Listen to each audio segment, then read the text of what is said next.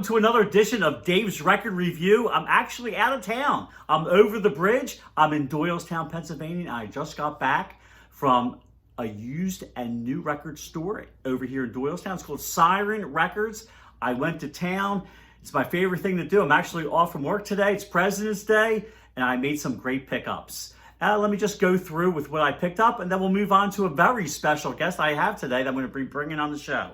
First thing I got, I usually don't get 45s, but I found this very interesting, is Peter Gabriel's Big Time. It's a 45 with We Do What We're Told from the So album. So I love the flower. It's pretty awesome. I also got a Genesis 45. It's from the Duke album, Duchess, and a B-side that I never even heard before. So I had to have this. It's called Open Door. I'll be checking that out later. Also, the Talking Heads, Remain in Light. Love this album. Love Cross-Eyed and Painless and Once in a Lifetime. Alanis Morissette's Jagged Little Pill. I love this album. It's kind of like a guilty pleasure. I'm not going around telling people that I love Alanis, but I love this album, Jagged Little Pill. And finally, a couple other ones. Pete Townsend, Empty Glass. And finally, Pete Townsend's Chinese Eyes albums. Love it. And I also got the 12-inch. I just kept going, guys. I kept buying and buying and buying. I can't stop. I'm like a nut when I go in these record stores. I got the 12-inch of Genesis Mama. Okay, so ladies and gentlemen, I went to town, and now I would like to bring on a very special guest of mine who lives here in Richboro, Pennsylvania. We went from Doylestown Record Store to Richboro, Pennsylvania. I'd like to bring on my best friend. I love this guy. He's my brother, Rich Maybaum. Give it up. Hey, Rich, thanks for coming on the show, man. Best friend. Love this guy. Love this guy. Love him. Now, Rich, the biggest thing that we have in common, and I think you would agree with this, is our love and passion for music. Do you agree? Absolutely. All right, now, Rich, I've talked about my earliest music memories and my love. I want to hear everything about your love of music. What would you say is your earliest memory that made you fall in love with music? Well, our family always had music, and Dave is almost 4 years older than me, so I've had the privilege of getting so much music from him at a young age, so I was always hearing it. Dave had his the Candy, what was the FIL album? WFIL, Sweetest Candy album. And we played that all the time. But I particularly remember I was 5 years old and we were driving, and a song came on the radio called Who Do You Think You Are by Bo Donaldson and the Haywoods. Now, what song are they biggest known for? Billy, don't be a hero. But this, that wasn't planned at all. But this, I love this song. Something about it. And that was the first 45 I ever bought. And I just fell in love with music at that point. Now, Rich, so what was the next musical step? What did you get into after you, okay, so you bought this 45. Right, did you continue that. buying And the 45s? next, I bought 45s and I'd buy different things. And then when I was 8 years old, I was given a record. So this is my first real record. It was a gift, not one I bought, but a gift. Kiss, Rock and Roll All Over. And let me tell you, Dave, that was it. You know, Kiss posters, the magazines. I had every album, everything. And then they had magazines, posters, everything. And then they came out with Kiss cards, like baseball cards. Now, wait a minute. Before you get to the Kiss cards, didn't you belong to an exclusive Kiss club? I was in the Kiss Army. Oh, I remember this. Yeah, and I would get stuff in the mail and I'd hang stuff up. And so then they started with the cards and I collected them. And since I collected baseball cards, I really liked it. Then one day, I was walking to Kitty City. Now, they used to have big toy stores back then. And that was one of them called Kitty City. And I walked in there and I saw Kiss dolls. Now, I'm 11. There weren't Kiss dolls then. There weren't dolls action figures. It was just dolls. There wasn't action figures, just dolls. So I saw these. This was after I went and saved all of my money up for my birthday from different things, shoveling snow, and bought all 4 Kiss solo albums. I remember that. On the same day. And I liked one song. One. Out of one song on one of the albums, not out of all 4 All albums. 4 I liked one song. What song was that? Back in the New York Groove by Ace Frehley, which was a cover. So wait a minute. You didn't like any songs on Gene Simmons, Peter Criss, that was the worst or one. Paul Stanley? No, none of those songs. They stunk.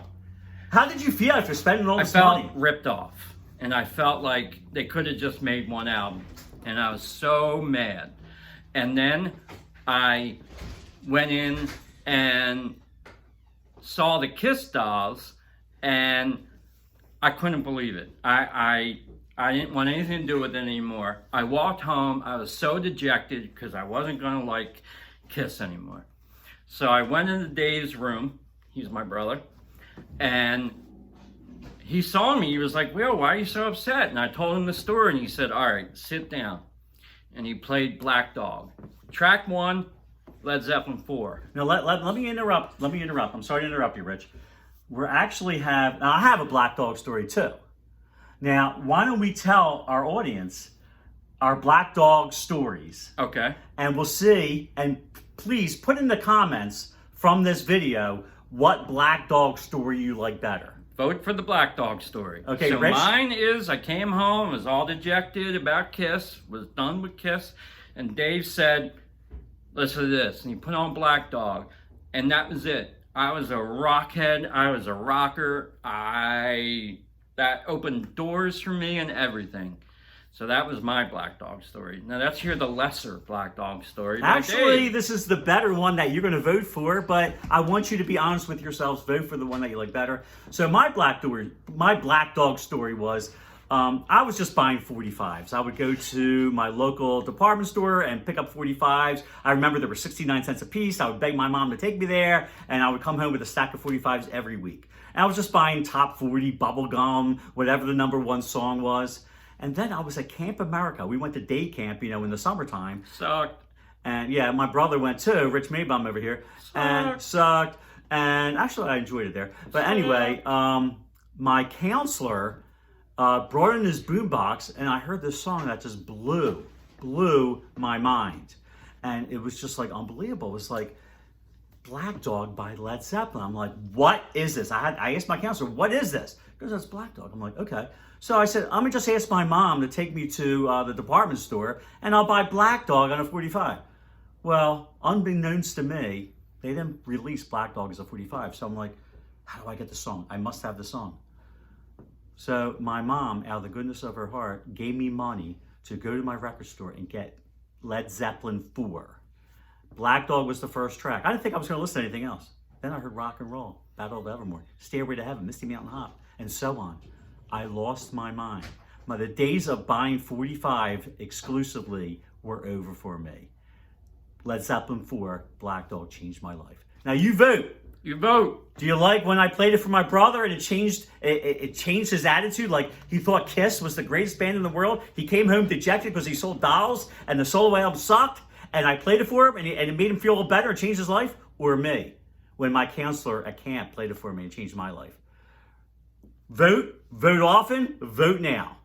Now, Rich, I want you to tell me your top 5 albums. The people want to know, what is Rich Maybaum's top 5 albums of all time?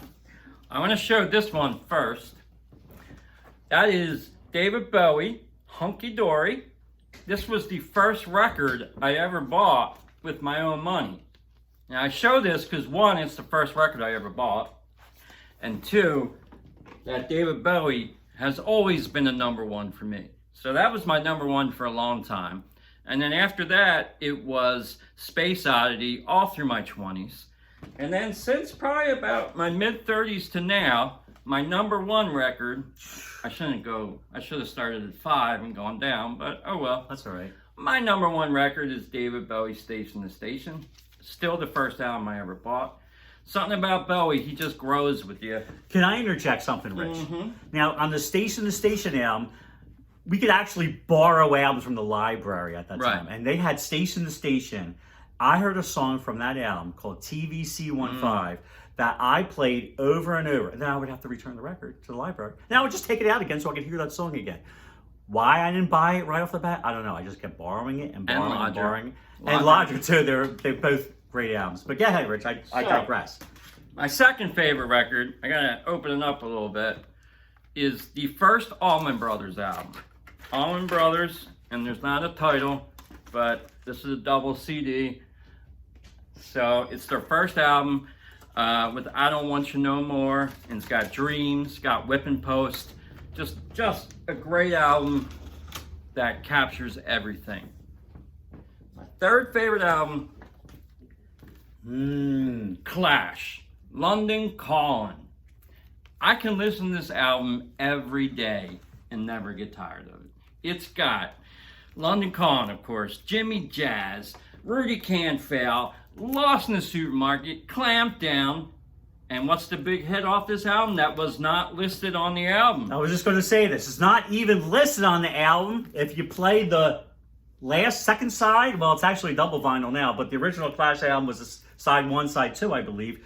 Last song, second side, Train in Vain, not even listed, and that's an incredible song too. Get it, Clash, London Calling. Great album. Now, number 4, I gotta tell a quick little story about this. I never thought that when I was in my 50s that a album would enter my top 5. I never thought that until I heard Jason Isbell, Southeastern. Okay? And Jason Isbell, he was in Drive-By Truckers, slide guitarist, and then he left to start his own thing. And he's one of the top guys in Americana, country rock kind of thing. And I don't have the vinyl because I stream. So I think another show down the road we can talk about which way do you like to consume your music. That's definitely another topic, Rich. Thank you. Now, Jason Isbell, didn't you say to me that you were going to see him in concert? Yes, June 3rd at the Met. Jason Isbell with the 400 unit with the Strand of Oaks opening, and the Strand of Oaks were my top song of 2019. Ruby by the Strand of Oaks. Very good song. All right. So my 5th favorite album, this was a long time in my top 1 or 2 for a while, is Pete Townsend, Chinese Eyes, with slit skirts, stardom and acting, Somebody Save Me.